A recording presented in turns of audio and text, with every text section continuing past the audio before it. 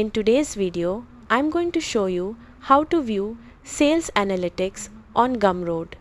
Viewing your sales analytics is important because it helps you track revenue, monitor product performance, and understand where your sales are coming from. First, open the Gumroad website in your browser and sign in to your account. After logging in, click on the dashboard button at the top right corner of the screen. Once you're inside your dashboard, look at the left-hand menu and click on Analytics or Stats depending on the version you see.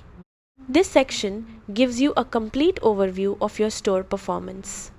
Here, you can view your total sales revenue, units sold, top selling products, monthly revenue trends, customer metrics, traffic sources, and affiliate performance. You can also filter your analytics by selecting a specific product if you only want to track one item.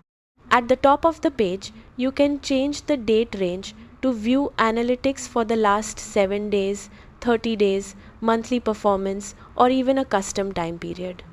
If you want to organize or study the data later, you can also export your analytics by using the export option available on the page.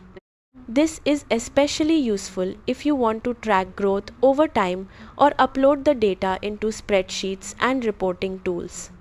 And that's how to view sales analytics on Gumroad. Thanks so much for watching and goodbye.